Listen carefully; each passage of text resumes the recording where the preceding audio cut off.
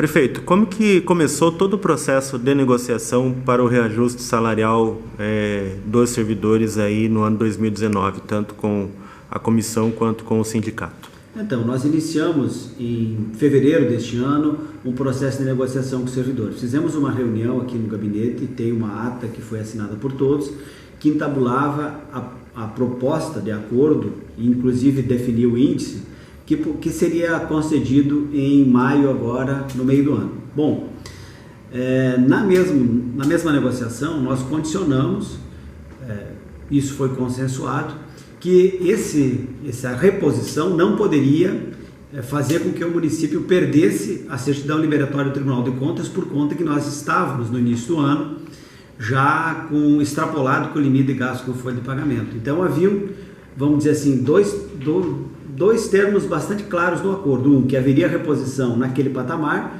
desde que ele não nos remetesse para esta extrapolação do limite com gasto previsto na Lei de Responsabilidade Fiscal e a consequente, então, perda da nossa capacidade de conveniar por conta de nós perder a certidão liberatória. Ocorreu que em abril deste ano nós perdemos, o Tribunal de Contas suspendeu a nossa certidão liberatória por conta do nosso excesso de gasto com folha de pagamento.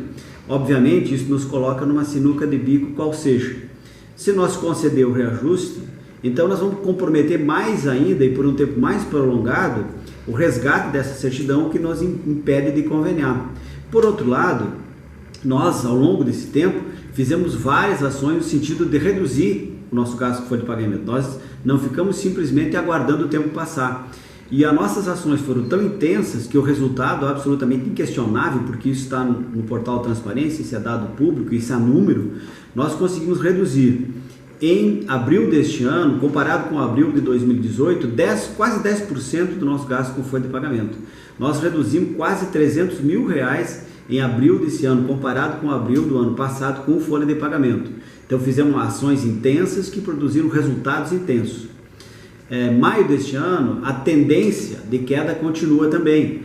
Nós conseguimos agora de abril para maio uma queda também de R$50 mil na folha de pagamento. O que isso indica? Que nós viemos com as nossas ações fazendo todo o possível para colocar a nosso patamar de gasto com folha de pagamento dentro do limite legal, justamente para poder atender essa reivindicação dos servidores. Ocorre que os servidores não foram sensibilizados.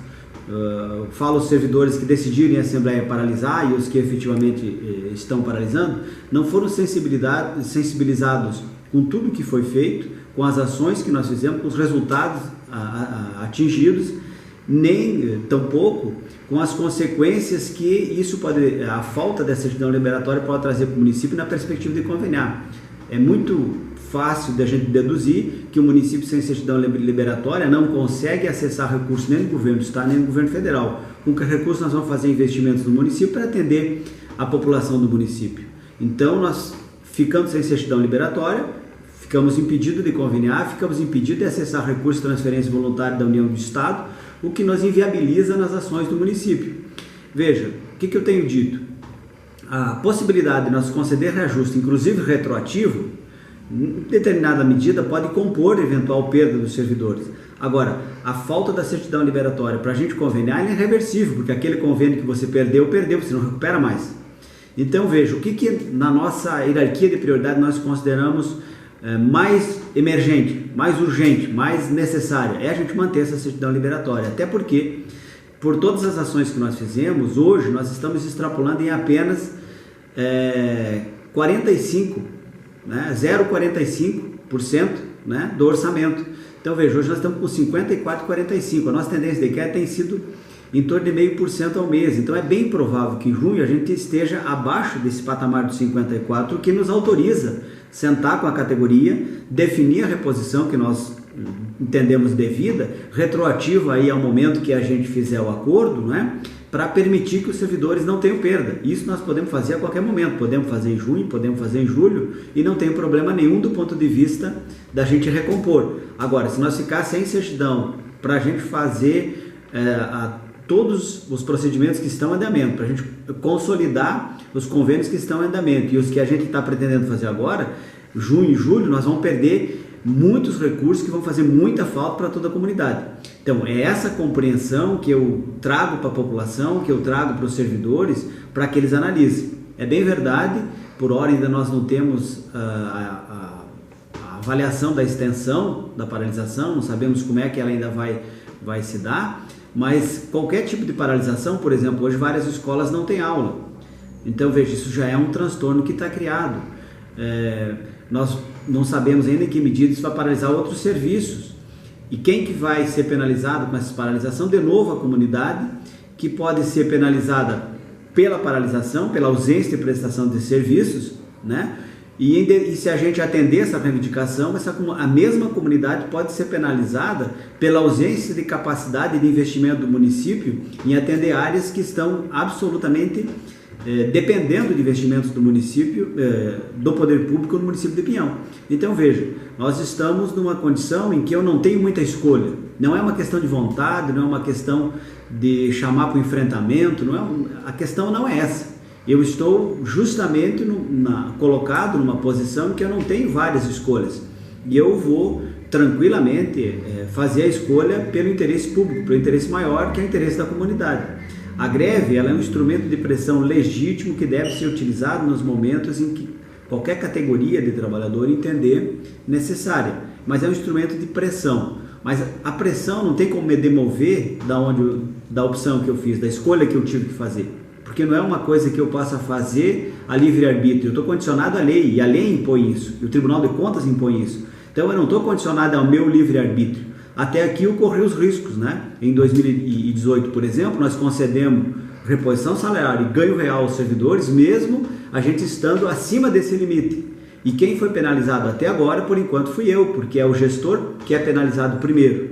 Com qual penalização? Com qual sinalização? Aplicação da lei de responsabilidade fiscal, que pode resultar na recusa, né, da minha prestação de conta, né, na rejeição da minha prestação de conta, pode resultar em autuação para mim, né, há uma possibilidade de que eu tenha que pagar 1/3 da minha remuneração de 2018 em multa, né, por conta de que em 2018 nós fizemos isso, mas enquanto se referia a mim, eu fui suportando. Agora, eu não posso, a partir de agora, colocar toda a comunidade nesse gueto. Então, ou a gente agora resolve isso, e eu ainda tenho pedido para os servidores que avaliem essa condição, que permitam que a gente pelo menos feche agora, até meados de junho, a arrecadação, para a gente ver quanto é que vai dar a arrecadação. Nós já fechamos a folha de pagamento, né?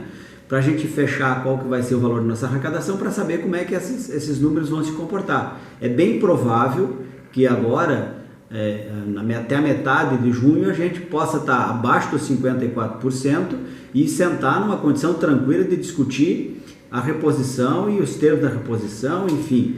Agora, hoje, a greve ela é desleal nesse contexto. Por quê? Porque ela me coloca numa condição que eu tenho que descumprir lei, que eu tenho que colocar a toda a população à mercê do interesse bastante corporativo da categoria, e isso eu não posso fazer.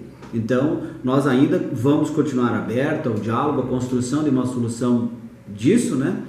Porque eu já tenho dito para todos os servidores em várias oportunidades, em várias reuniões, que eu não estou numa condição de fazer escolhas, eu estou condicionado ao que a lei determina. Perfeito. Então, sendo assim, o município em momento algum está se recusando ao reajuste. O que existe é uma condição que não permite esse reajuste nesse momento, é isso? É verdade. Duas coisas são importantes. Primeiro, nós não estamos descumprindo o acordo, porque o acordo condicionava a manutenção da certidão liberatória. Então, nós não estamos, de forma nenhuma, descumprindo o acordo. Esse acordo é público, está circulando por aí em todas as redes sociais. Então, o acordo é público. 2, nós temos esse limite concreto que nos impede. Então, o que nós vamos fazer? Então, nós rogamos à categoria que nos traga uma solução para isso, dentro de uma possibilidade que a gente de fato possa dar sequência àquilo que foi a proposta do acordo entabulado. Então, nós não negamos que nós temos que fazer essa recomposição, mas também refutamos né, aquilo que em algum momento foi dito, de que nós descumprimos o acordo. O acordo está sendo cumprido naquilo que ele próprio prevê e isso está escrito lá. Com relação à valorização do servidor, prefeito, várias ações aí foram realizadas durante esse governo nesse sentido, né? Inclusive com relação a progressões, né, e outras situações aí que valorizam o servidor, inclusive o próprio ganho real, né, que há vários anos os servidores não tinham. Né? Então, isso que eu tenho dito, eu tenho sido bastante leal e bastante compreensivo com a condição dos servidores públicos. Aqui no município de Pinhão, eu acho que é meio que uma situação um pouco peculiar, se comparado, por exemplo, com o Estado. Há quanto tempo o servidor do Estado não tem reposição, quanto mais ganho real? Os servidores da União, como é que está? Outros servidores de outros municípios, como é que estão? Como é que estão os trabalhadores da iniciativa privada? Como é que estão as pessoas aqui no município de Pinhão que dependem desse serviço público também e que ajudam, que contribuem para a receita do município, que em última instância paga os servidores? Como é que eles estão nos seus locais de emprego? Qual é o nível de emprego? Qual a precariedade que eles estão submetidos hoje? Qual é o nível de desemprego no município de Pinhão? Então veja, essa população ela precisa ser atendida, e quando nós valorizamos os servidores, concedendo todos os avanços que eles tiveram nesse período, inclusive teve um que foi concedido recentemente, que é histórico, que ninguém ainda não havia sido concedido pelo município, que é o direito lá previsto no Estatuto do Magistério dos Professores, né, do Magistério, que prevê um percentual de ganho após 25 anos de magistério, e isso nós estamos concedendo também esse ano e eles estão recebendo. Então veja, nenhum direito foi tolhido, nenhum direito deixou de ser reconhecido, né? Então por isso que eu considero que é bastante desleal o tratamento que a administração e a população têm recebido em função do tratamento que foi dispensado. Então nesse aspecto eu me sinto um pouco triste, né?